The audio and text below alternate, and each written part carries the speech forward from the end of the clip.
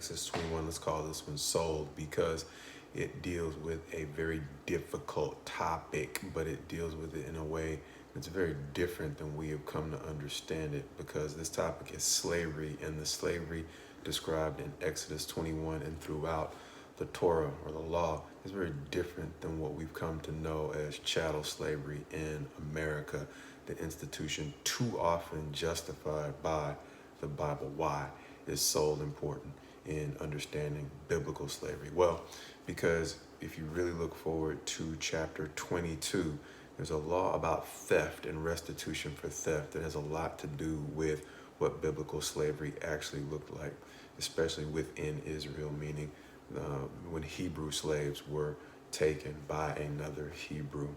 But chapter 22, verse 1 reads, if a man steals an ox or a sheep and kills it or sells it, he shall repay 5 oxen for an ox and 4 sheep for a sheep. Skipping down to the end of verse 3 though, he shall surely pay. If he has nothing, then he shall be sold for his theft. See, understanding that just at face value, what you're going to really understand throughout the Torah is that people who are bad with money are much more likely to be slaves than any particular ethnicity. Why? Because if you go back to chapter 21, verse 16, it's going to read, whoever steals a man and sells him, and anyone found in possession of him shall be put to death. And this isn't just an Old Testament principle. Paul is going to say much the same thing in 1 Timothy. Verse 8 of chapter 1 says, now we know that the law is good if one uses it lawfully, understanding this, that the law is not laid down for the just, but for the lawless and disobedient, for the ungodly and sinners, for the unholy and profane, for those who strike their fathers and mothers, for murderers, the sexually immoral, men who practice homosexuality, enslavers, liars, perjurers, and whatever else is contrary to sound doctrine. I know there's a lot of dispute about the part about homosexuality, but it is in Paul's prohibition, not very far from enslavers. And so we have this irony. Many people who are eager to preach against homosexuality will turn a blind eye to the fact that much of what America did early in its history is literally punishable by death under biblical law.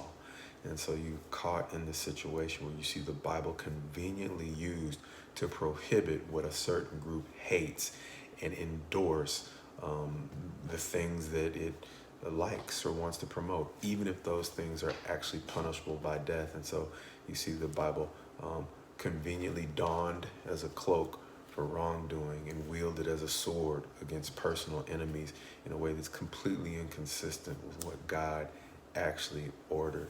And so going back to the story of Joseph, if you remember how he was sold into slavery by his brothers, we have a context for this principle in Exodus 21, where God saw the injustice of what was done to Joseph, and he made his brothers bow before him.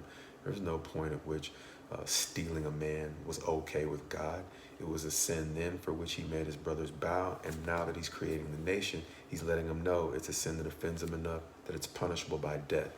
Think of it this way. If you can't steal a single ox under the law without paying 5 times as much, how in your right mind do you think you can steal a man without violating this covenant as God has laid it down? So we have this dilemma in our society where sometimes we can exalt those who can exploit certain laws that give them the freedom from paying back their debts. But if we can reevaluate life biblically, we would understand that people who don't pay their bills are much more likely to be slaves biblically than any particular ethnicity. And so at some point, if we're going to continue to claim to be people of truth, it would probably be best for us to stop twisting the scriptures to fit the society that we grew up in and begin to acknowledge the ways in which this culture looks nothing like a society that God actually designed.